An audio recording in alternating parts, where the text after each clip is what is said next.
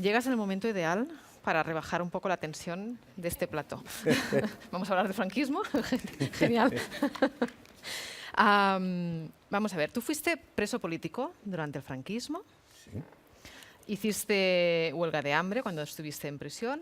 Estamos Sí. haciendo un resumen así muy resumido, ¿eh? Y fuiste torturado por Billy el Niño. ¿También? También. Y ahora eres uno de los impulsores de las querellas contra los crímenes del franquismo en Argentina. ¿Y en España? Y en España. Toda una vida de lucha. Sí, más o menos. No se acaba nunca esta lucha. No parece que se han empeñado en 80 años después del golpe militar, 40 años después de la muerte del dictador, por no reconocernos derechos humanos básicos, como nuestro derecho a la justicia. Y es verdad que probablemente la dictadura nos hizo muy pesados, ¿eh? Y estamos dispuestos a seguir otros 40. Ahora además eres protagonista de un documental que se llama El silencio de otros, sobre los represaliados por el franquismo, que se ha exhibido ya en algunos festivales internacionales. ¿Qué respuesta está recibiendo la historia de todas estas personas que, como tú, han estado tantos años en silencio? A nivel internacional es abrumadora. Yo creo que en total debe llevar 21 o 22 premios. Hoy mismo está nominado al premio del mejor documental del cine europeo. En Sevilla, no sé, ¿no? En Sevilla, no sé cuál habrá sido el resultado, pero en cualquier caso es muy importante. Lo que la gente no llega a entender es cómo es posible lo que pasa en ese país, lo que llaman la anomalía española, ¿no? La idea de que en la Berlinale, que ganó el documental el premio del público, tuvieron que cambiar al traductor porque había uno de los allí presentes que no podía entender que existiera el Valle de Cuelgamuros con el... Decía, no, eso no es posible, se está usted confundiendo, es como si en la puerta de Brandenburgo estuviera un monumento a Adolf Hitler. Entonces hubo que explicarle que sí, que efectivamente en el Estado español nuestras condenas no estaban anuladas, existían calles dedicadas a criminales de guerra, existían monumentos dedicados a genocidas.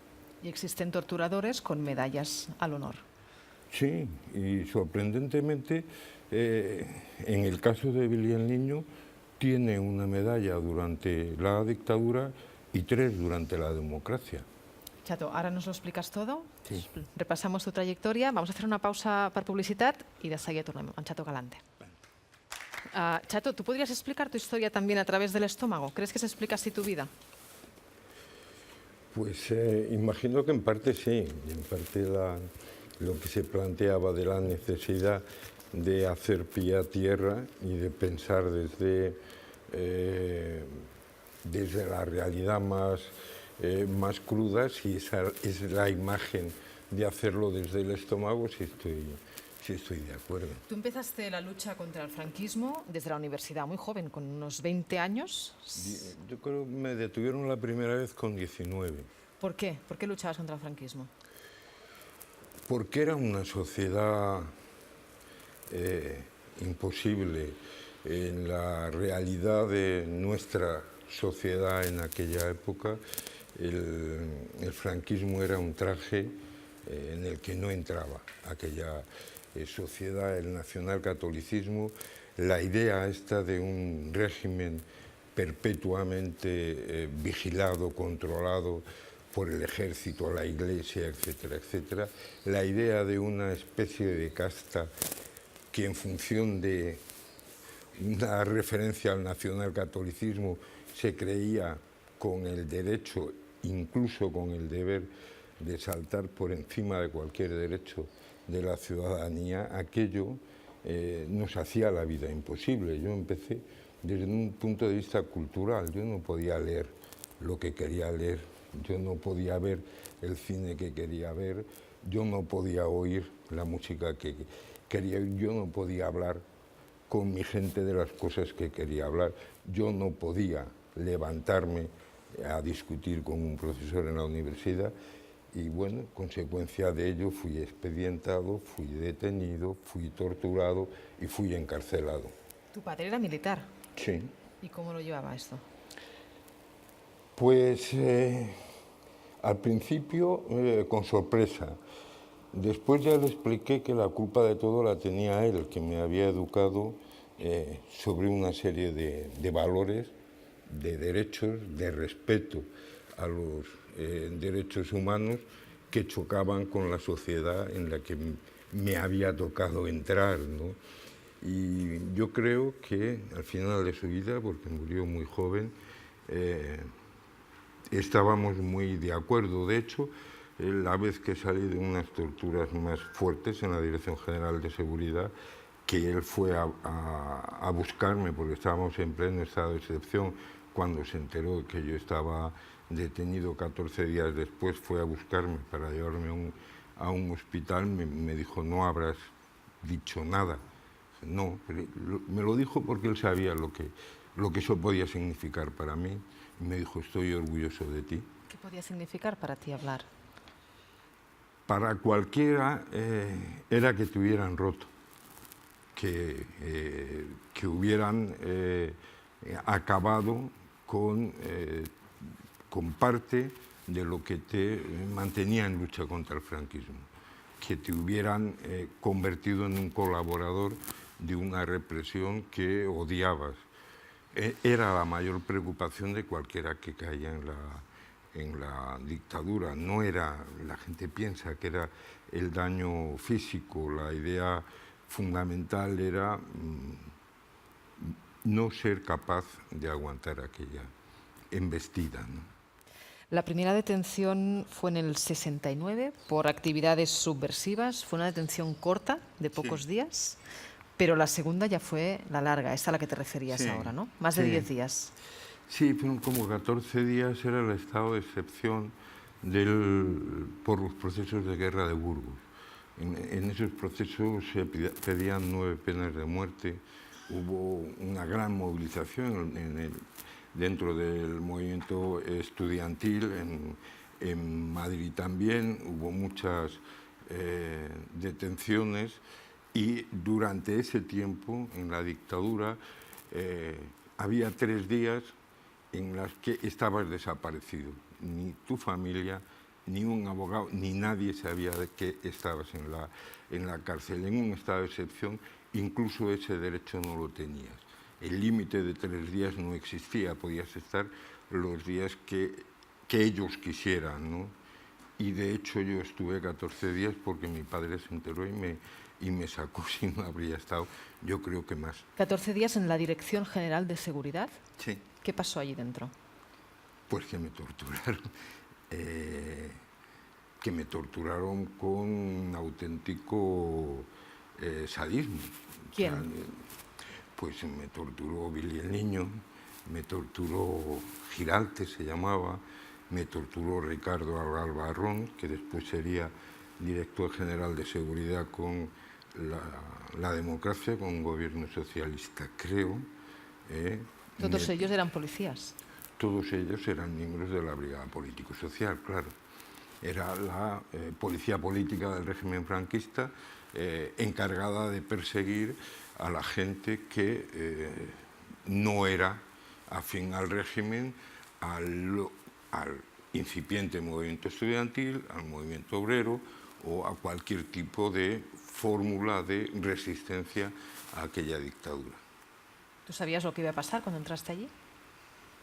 Pues sin ninguna duda, cuando uno se levantaba en una asamblea de económicas a hablar, tú sabías que allí había chivatos y que en aquel mismo momento tú estabas declarando que estabas contra la situación que había aquel momento en el país. Entonces era una cuestión de tiempo, de más o menos tiempo, pero en un movimiento como era el movimiento estudiantil, muy abierto, que intentaba abarcar al conjunto de los estudiantes, no había otra forma de hacerlo. A mí me hablaron después en la cárcel que las primeras asambleas que se hicieron en el movimiento obrero, al menos en Madrid, se hacían en las taquillas, con la gente mirando a la taquilla, para que no se supiera quién hablaba. Y el primer paso importante fue darse la vuelta y ponerse de espaldas a la taquilla y verse a la hora de hablar, porque era ya un reconocimiento de una fuerza, de una capacidad de defenderse los unos a los otros. Eso en el movimiento estudiantil era una realidad porque la policía estaba en la universidad. Eso que ahora mismo no se entendería, la policía estaban los grises, estaba la brigada político-social dentro de la universidad. También ahora cuando se habla de torturas a veces cuesta entenderlo. ¿Qué era tortura durante el franquismo? Pues tortura durante el franquismo es que desde el mismo momento en que te detenían, te empezaban a golpear, que te podían hacer, que era una cosa muy, muy clásica, ponerte una pistola en la cabeza, en el cuerpo o tal, y disparar. Tú no sabías que no estaba el arma cargada.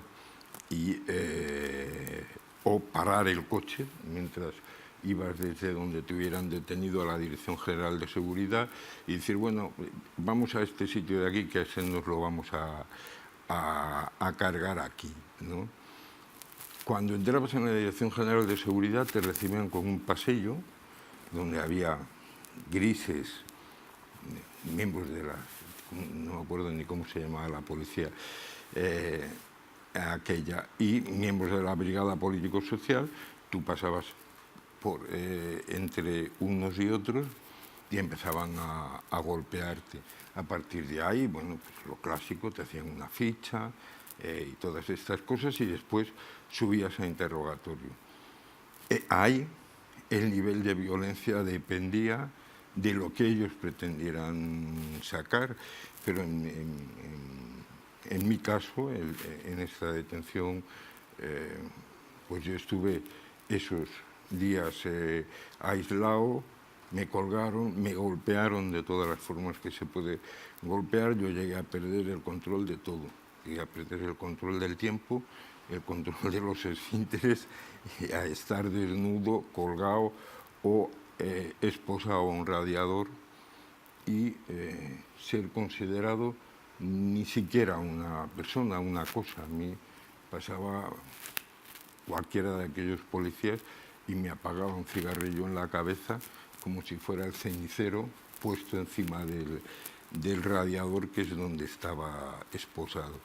Eso, o hacerte la bañera, o hacerte el quirófano, o ponerte, golpearte repetidas y repetidas veces las plantas de los pies, los glúteos, los testículos, hasta que había un momento que te dolía el aire. O sea, ni siquiera necesitaban llegarte a dar porque todo era dolor y perdías el control de todo, ¿no? Entonces, ahí la única forma de aguantar, por lo menos yo, cada persona lo ve de una forma, mi única forma de aguantar era la rabia. El pensar yo soy un ser humano, probablemente el único que hay aquí, pero yo soy un ser humano, no van a acabar conmigo. Pues, esa fue mi forma de aguantar aquello. ¿Qué es la bañera y qué es el quirófano? La bañera era que te agarraban la cabeza, normalmente te agarraban por los pelos y te metían la cabeza debajo del agua. La bañera no era una bañera, normalmente era un bidón de gasolina donde te metían la cabeza hasta que tenías la sensación de ahogarte, te sacaban, tenías una mano fuera, porque cuando empiezas a tener riesgo de realmente ahogarte, empiezas a tener las uñas moradas. Entonces, con esa mano ahí puesta era la forma de saber hasta dónde podían llegar. Y el quirófano consistía en ponerte sobre una mesa con más de la mitad del cuerpo fuera y empezar a golpearte, y tú tenías que estar con todo el esfuerzo de la espalda, de los riñones, y terminas teniendo un dolor completo. Estabas rígido, totalmente en tensión, empezabas a tener calambres por todos los lados. Por cierto, que después, cuando con la querella argentina discutí o hablé de estos temas, que normalmente no me gusta hablarlos mucho, y menos en televisión, pero sí con la gente que ha pasado por circunstancias, porque yo no creo que la gente esté en condiciones de entender lo que se pasa en esas situaciones. Pues con la gente de Argentina, que había pasado por las mismas situaciones, lo asombroso es que hay una especie de internacional del terror, porque las torturas que les hacían a ellos eran exactamente igual que las torturas que nos hacían a nosotros. O sea, hay alguien que se dedica a explicarle a este tipo de energúmenos cómo se debe de torturar para sacar beneficio, porque si no, no es posible. Ellos los llamaban de otra manera, nosotros de una, y estoy convencido que prácticamente en todos los sitios se tortura de la misma forma. Cuando al cabo de esos 14 días te dejan salir, ¿qué es lo primero que haces? Supongo que ir a un hospital, ¿o te llevan ellos? No, me llevó mi padre, porque si no hubiera sido por mi padre, yo no salgo de aquella... Él te sacó. Sí, sí, sí.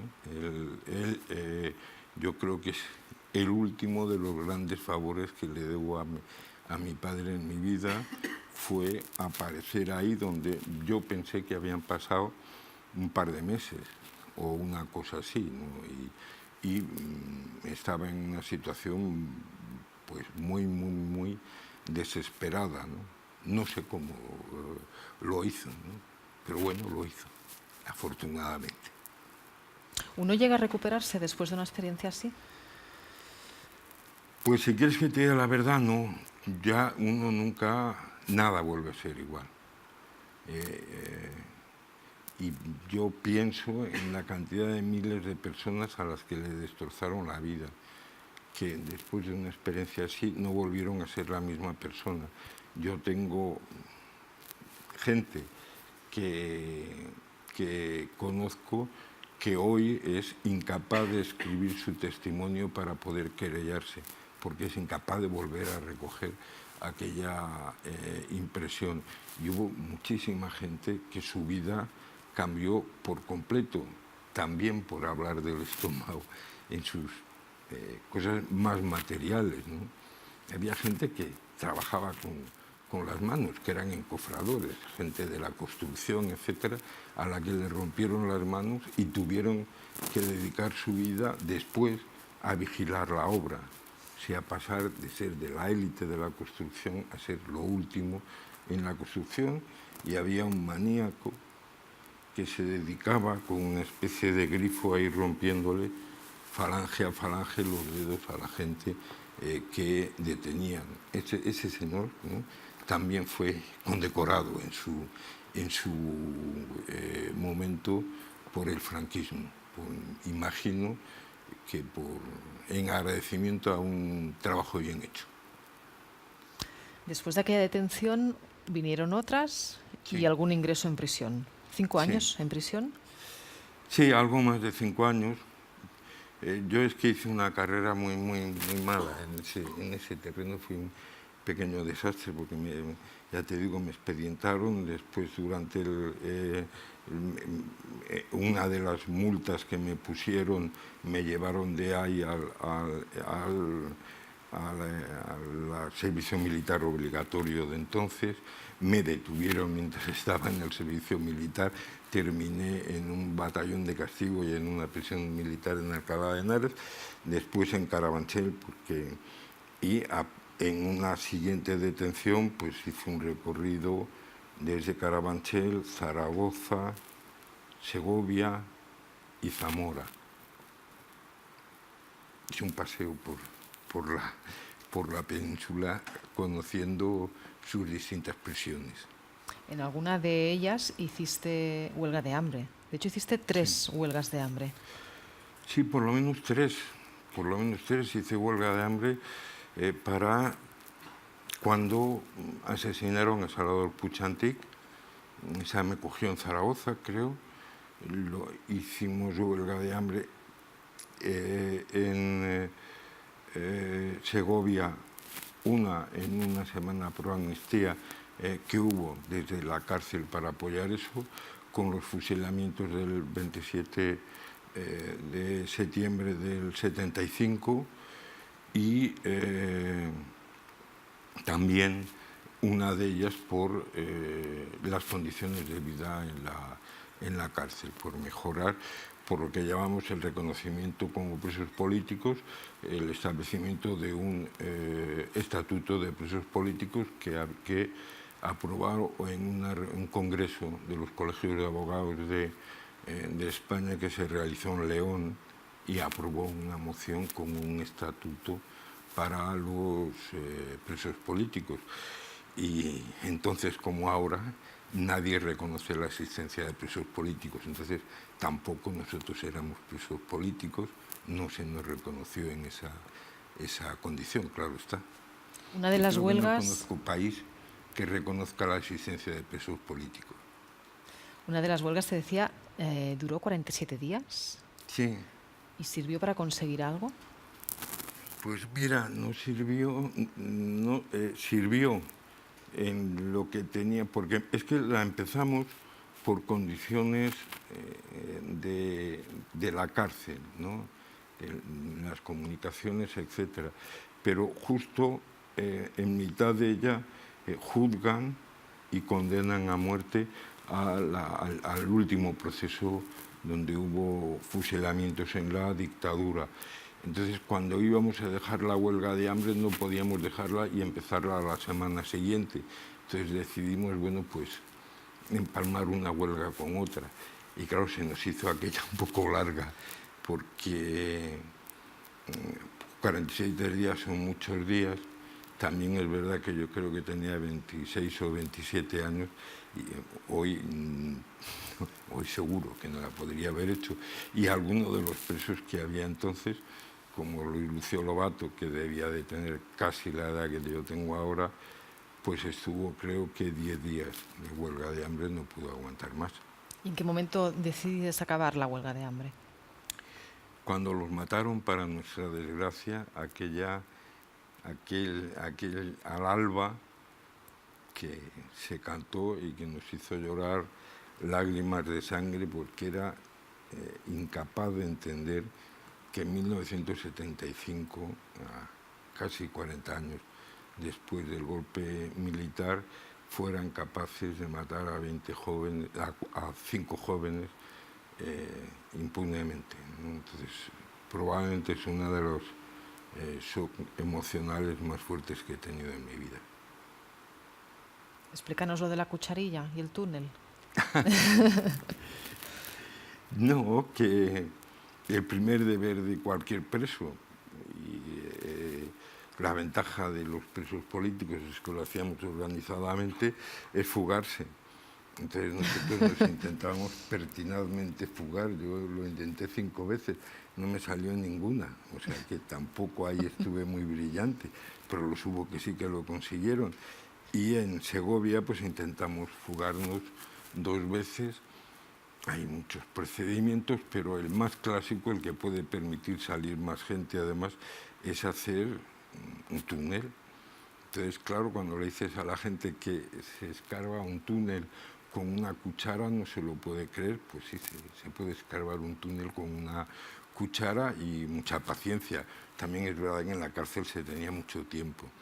Y pues eso, primero conseguimos entrar desde unos váteres que absurdamente tapiaron y nos dejaron un recinto donde no se nos veía desde ningún sitio y empezamos a cavar ahí.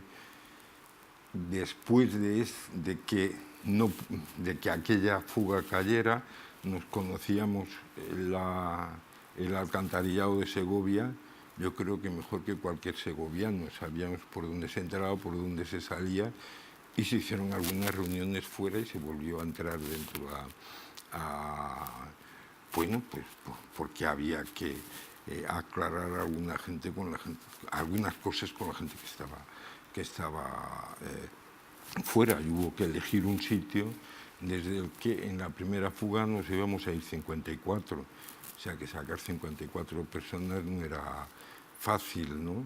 Pero teníamos un periodo de tiempo como de 7 horas. ¿Y cuántos salieron? En esa primera ninguna, porque es en la primera, es donde hay unas detenciones en Madrid de uno de los comandos de apoyo, donde es la historia esta del lobo que se infiltra dentro de uno de esos comandos y da la alarma de que se está preparando una fuga. En la segunda se fueron ya 28, que también es una buena cifra, que llegaron hasta la frontera francesa y se perdieron hubo un problema de eso, y solo al final pudieron salir del territorio español 5, creo que fueron 5 o 6 personas solo. El resto los volvieron a detener y los volvimos a ver en la cárcel. Y después intentamos otra, pero ya esa desde Zamora, pero esa no llegó a cuajar de ninguna de las formas, entre otras cosas porque empezó ya a salir gente. ¿Qué significa para ti que Billy el Niño sea un ciudadano libre y además condecorado? Pues una ofensa cuando se habla con indignación de las cosas que han pasado las víctimas del terrorismo, etcétera, etcétera, entender que a alguien que reiteradamente ha cometido crímenes contra la humanidad se nos niega a nosotros el derecho de que sea juzgado por los crímenes que ha cometido y en función de eso condenado o absuelto, con todas las garantías que nosotros no tuvimos y que creemos que ellos deben de tener, y no solamente eso, sino que sean honrados, que sean, bueno, que cobre un 50% más de su pensión a cuenta del trabajo que hizo, que algunos torturadores hoy sean comisarios honorarios, que gente que ha tenido que ver con las torturas pueda seguir en la formación de la Guardia Civil, como el hombre que mató a Yolanda González, etcétera, etcétera. Cosas de esas que a Billy el Niño hace un par de meses en la fiesta de la Policía Nacional se le invite a una comisaría de policía a la celebración de esa fiesta, es una prueba de que hay muchísimo plomo franquista en el ala del aparato de Estado de este país. Mira, seguro que los periodistas que nos acompañan quieren hacerte alguna pregunta. Vamos a empezar por Ana. Bueno, buenas noches, Chato, perdón. La verdad es que es complicado preguntarte algo sobre todo esto porque estaremos todos de acuerdo en que es una auténtica barbaridad y poco sabemos de lo que ha ocurrido. Pero en todo caso, y yendo al fondo de la cuestión, ¿qué culpa y qué responsabilidad ha tenido la izquierda en que no haya habido reparación de las víctimas del franquismo en estos 40 años? Hombre, no hay más que hacer las cuentas. En 40 y pico años de democracia, el partido que más ha gobernado es el Partido Socialista.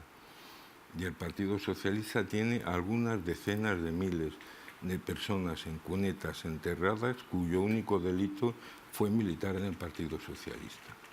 Que ese partido no haya honrado a esas víctimas, que no haya sacado a sus propios militantes de las cunetas, es una prueba bastante evidente de la responsabilidad que hay y que hay hoy, porque en marzo de este año se volvió a presentar una propuesta para una proposición de ley en el Congreso de Diputados para que la ley de amnistía no pueda ser aplicada a los crímenes contra la humanidad. Eso figura en el informe del Comité de Derechos Humanos de Naciones Unidas que hizo en 2014. Esa es una petición expresa del relator de Verdad, Justicia y Reparación del Comité de Derechos Humanos de Naciones Unidas al gobierno español, que ha sido sistemáticamente desoída. Bueno, se votó en contra y votaron en contra el Partido Popular, Ciudadanos y el Partido Socialista. Entonces, claro que hay responsabilidades. La situación de la judicatura española, que está prevaricando en nuestro tema con absoluta claridad, porque se está saltando principios de derechos humanos reconocidos en el Acuerdo Internacional de Derechos Civiles y Políticos, se ha hecho con fiscales generales del Estado, nombrados por el Partido Popular y nombrados por el Partido Socialista. Entonces, el Gobierno y la Judicatura están saboteando la posibilidad de juzgar esos crímenes en el Estado español y también fuera, porque se están saltando el principio de extraditar o juzgar al que obliga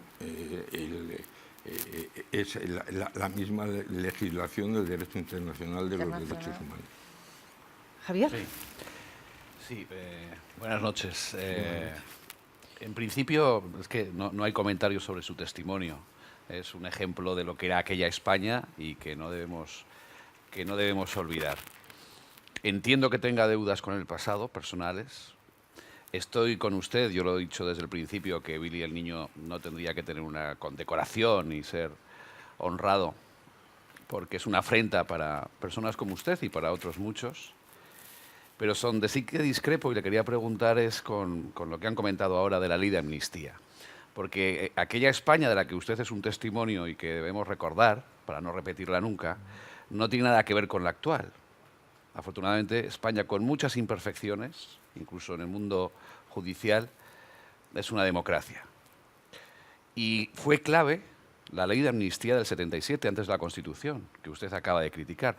Una ley de amnistía que defendió la izquierda, el PCE, y que defendió Marcelino Camacho, que bien conocerá, como usted, estuvo años en la cárcel de Carabanchel. Y en aquella defensa, en aquellas cortes preconstitucionales, las primeras de la nueva etapa democrática, dijo que hoy es un día clave para la reconciliación porque, dijo textualmente, los comunistas enterramos a nuestros muertos y hoy enterramos nuestros rencores. Por eso yo creo que ahí discrepamos. La ley de amnistía fue clave para esta nueva España. Fue un paso, con todas las imperfecciones que pueda usted pensar y con sus deudas personales con el pasado, que entiendo perfectamente. Pues lamento decirle que no comparto en absoluto su opinión. En primer lugar, porque no estamos hablando del pasado, estamos hablando de hoy. En el 2018, 40 y pico años después de muerto el dictador, no hay ninguna justificación, ni política, ni jurídica, ni sobre todo ética, que permita la impunidad de los crímenes cometidos por el franquismo. Ninguna. Hoy. Hoy, no entonces. Y sobre la ley de entonces, conocía y respetaba mucho a Marcelino Camacho, los comunistas no habían enterrado a sus muertos, porque sus muertos siguen en las cunetas. Eran palabras de él. Eran palabras de él. Fueron palabras de él en las cortes. Pero yo lo que le estoy diciendo es que, con todo el respeto que le tengo, aquello no era verdad. No era verdad. No estaban enterrados.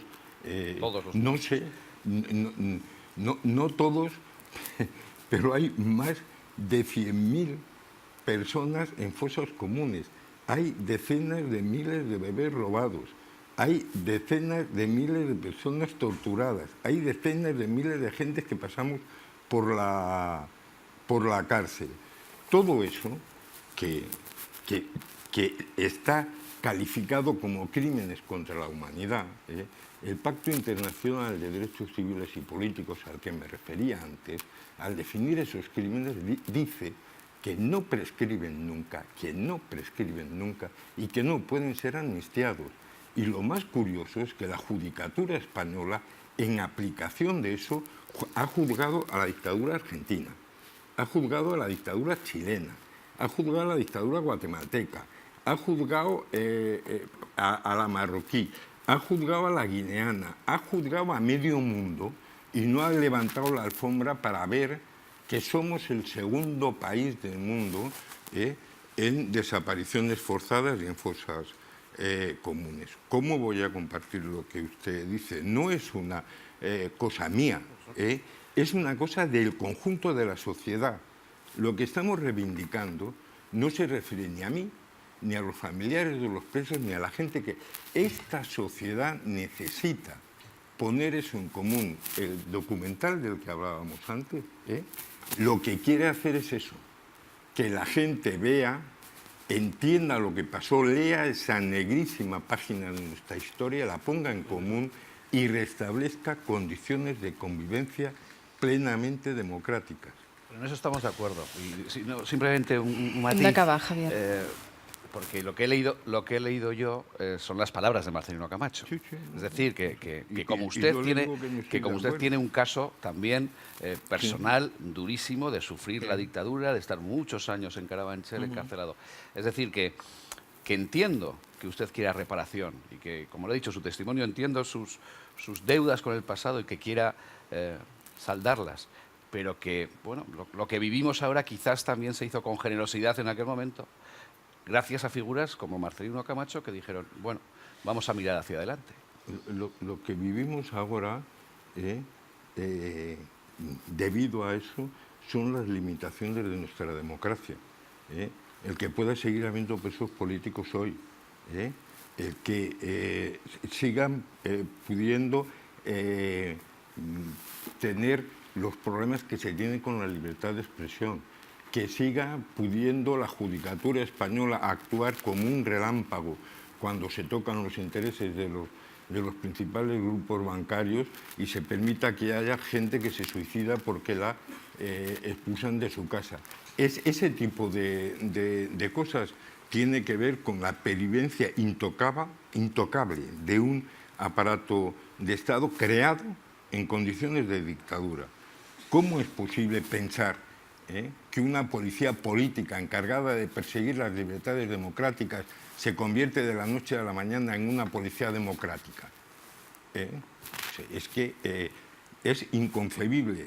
En todos los países que han sufrido situaciones similares, ha habido medidas. Hace 4 semanas se condenaba en Chile a los asesinos de Víctor Jara, en 1973, que es más o menos cuando a mí me torturaban. Chato. Día más, día menos.